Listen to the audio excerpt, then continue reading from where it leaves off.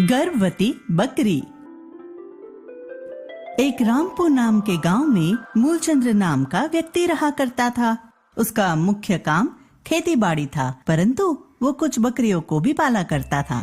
मूलचंद्र जब खेत पर काम करने जाता तब बकरियों को घर में ही बांध कर चला जाया करता था। शाम जब काम से वापस आता तब उन बकरियों को घुमाने ले जाता। बकरियां दिन भर घर में एक ही जगह बंधे रहकर ऊब जाती थी। वह सब भी जब शाम को खुले आसमां में घूमती तो उन्हें तो बहुत आनंद मिलता। मूलचंद्र ने अपनी सभी बकरियों को नाम दे रखा था। सभी बकरियां मूलचंद्र की आवाज को पहचाना करती थी। सभी बकरियों में एक बकरी का नाम मूलचंद्र ने भूरी रखा था। कुछ दिनों से भूरी अजीब सा बर्ताव कर रही थी। मूलचंद्र यह समझ नहीं पाया कि उसकी बकरी ऐसा क्यों कर रही है। बिल्कुल आलसी ही हो गई थी। बुलाने पर सुनती भी नहीं थी, सिर्फ आराम से जमीन पर बैठी रहती। एक दिन मूलचंद्र ने गांव के एक ही वैद्य को बुलाने का सोचा। वह वैद्य को लेकर आया और उसने भूरी को दिखाया। मूलचंद्र वैद्य से बोला, कृपया इसे देखे, पता नहीं इसे क्या हो गया है। हाँ जरूर, अभी देखता हूँ। मूलचंद्र, भूरी माँ बनने वाली है। वो गर्भवती है, इसलिए ऐसा बर्ताव कर रही है। मूलचंद्र यह सुनकर बहुत खुश हुआ।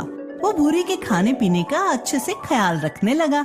आम दिनों की तरह मूलचंद्र खेत का काम पूरा करके आया और अपनी सभी बकरियों को बाहर घुमाने ले गया। भूरी हरे घास खाने में लगी थी। घास खाते खाते वो मूलचंद्र से थोड़ी दूरी पर आ गई। मूलचंद्र की आंख भूरी पर पड़ी। अरे भूरी, वह कहाँ चली गई है? जल्दी आ जा यहाँ।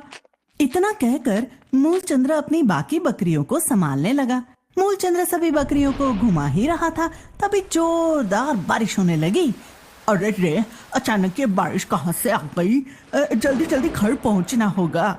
मूलचंद्र अपनी सभी बकरियों को लेकर घर की ओर भागा। हड़बड़ी में मूलचंद्र को ध्यान ही नहीं रहा कि उसने भूरी को अकेला ही छोड़ दिया है। वो सभी बकरियों को लेकर घर आ गया, लेकिन भूरी अभी भी वहीं अकेली खड़ी थी। भूरी कुछ समझ नहीं पा रही थी कि कहाँ जाएं। अब बारिश रुक चुकी थी। भूरी इधर उधर घूमने लगी। भूरी टहलते टहलते दूसरे गांव आ गई। अब वो जंगल की ओर जाने लगी। वहाँ जंगली जानवरों की आवाजें आ रही थी। आवाजें सुनकर भूरी बहुत डर गई। भूरी गर्भवती थी, इसलिए ज्यादा चल भी नहीं पा रही थी। भूरी जोर जोर से रोने लगी। बकरी के रोने की आवाज सुनकर एक व्यक्ति जिसका नाम जितेंद्र था वो वहाँ आया। बकरी को रोता देख वो सोचा, अरे ये बकरी यहाँ क्या कर रही है? लगता है ये बकरी किसी की भी नहीं, इसलिए यहाँ बैठती रो रही है। क्यों ना मैं ही इसे अपने साथ ले जाऊं। किसी ग्राहक को खोज कर इसे बेच दूंगा। वैसे भी ये गर्भवती लग रही है, अच्छा ही है, मैं इसके बच्चों को ले लूंगा और इसे बेच दूंगा। भूरी उस व्यक्ति को देखकर बहुत डर गई और बोली, नहीं नहीं, मुझे छोड़ दो। मैं तुम्हारे साथ नहीं जाने वाली। मुझे मेरे मालिक के पास जाना है। छोड़ दो मुझे। हट, आई बड़ी मालिक के पास जाना है? आज तो तुम मेरे साथ रहेगी। चल मेरे साथ, मैं तो तुझे अपने साथ लेकर ही जाऊंगा। भूरी अपने एक कदम भी नहीं उठा रही थी। जितेंद्र भूरी के इस बर्ताव से गुस्से में आ गया और उसे घसीटता हुआ वहां से अपने घर ले गया।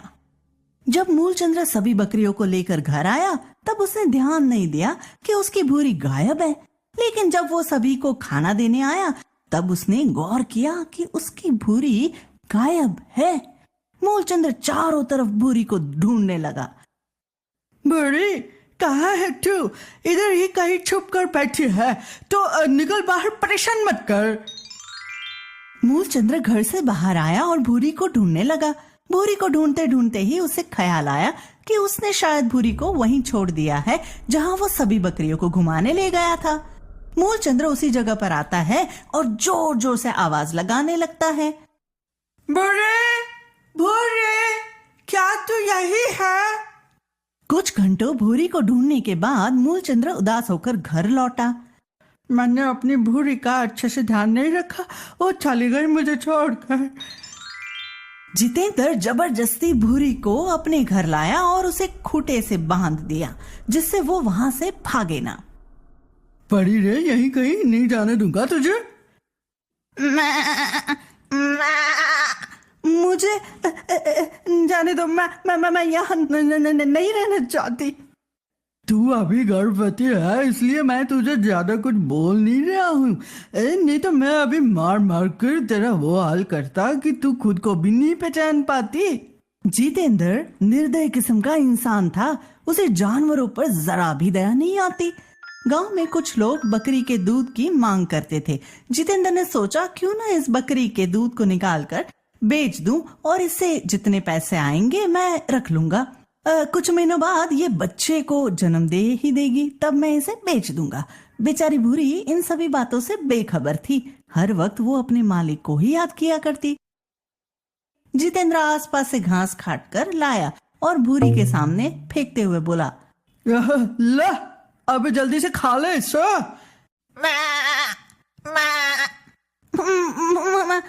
मुझे नहीं खाना इसे, मुझे मेरे मालिक के पास जाना है, वहीं जाकर कुछ भी खाऊंगी, नहीं तो मैं भूखी ही रहूंगी। मतलब तू मुझसे पिटना ही चाह रही है? ऐसे नहीं मानेगे हैं? जितेंद्र गुस्से में पास से एक डंडा उठाया और भूरी को पिटना शुरू कर दिया। बोल अब खाएगी खाना या नहीं? बोल खाएगी या नहीं? भूरी रोने लगी और बोली, मुझे मारो मत, मैं खाना खाऊंगी। चल अब जल्दी से खाना खा ले, नहीं तो वापस से पीटना शुरू कर दूंगा। भूरी वापस पिटाई की बात सुन सहम गई और तुरंत घास खाना शुरू कर दी। जितेंद्र भूरी के साथ बहुत बुरा बर्ताव करता था। जितेंद्र हर रोज भूरी का दूध निकाल लिया करता था और आसपास में बेच दिया करता था। भूरी बहुत कमजोर हो गई थी। भूरी के बच्चे को भी सही पोषण नहीं मिल पा रहा था। एक दिन जितेंद्र भूरी के पास आया और बोला, सुन, हर रोज तेरे नखरे से परेशान हो चुका हूँ। अब कुछ दिनों में तेरा बच्चा जन्म ले लेगा, मैं उसे तुझसे ले लूंगा और तुझे बेच दूंगा, फिर रहना जैसे रहना होगा। क्या अब तुम मुझसे मेरे बच्चे को भी अलग कर दोगे? और कितना गिरोगे तुम? इतना काफी नहीं? ज्यादा मत बोल, तुम मुझे मिली है, मैं जो चाहूंगा वो कर सकता हूँ तेरे साथ। मूलचंद्र के गांव में बकरी का दूध बेचने वाला व्यक्ति सिर्फ वही था। आसपास के गांव में भी वही बकरी का दूध पहुंचाया करता था, लेकिन बहुत दिनों से कोई भी उसे दूध लेने नहीं आया। मूलचंद्र को शक हुआ। वो सोचा, अचानक ऐसा कैसे हो सकता है? उसने पता लगाया कि एक और व्यक्ति बकरी का दूध बेचना शुरू कर दिया है। लगता है ये कोई नया इंसान है जो बकरी के दूध बेचने लगा है। क्यों ना एक बार इसे मिल लूं। मूलचंद्र पता पूछता पूछता जितेंद्र के घर तक पहुंच गया। वहां मूलचंद्र ने देखा कि उसकी भूरी एक खूंटे से बंधी हुई है। भूरी की हालत देख मूलचंद्र तुरंत भूरी के पास आया। भूरी, तू यहाँ कैसे आ गई और तेरी ऐसी हालत किसने की है? मूलचंद्र को देखकर भूरी की आंखों में चमक सी आ गई। मालिक, आप आ ही गए मुझे लेने। भूरी ने सारी बातें मूलचंद्र को बताई। जितेंद्र आवाजें सुनकर घर से बाहर आया।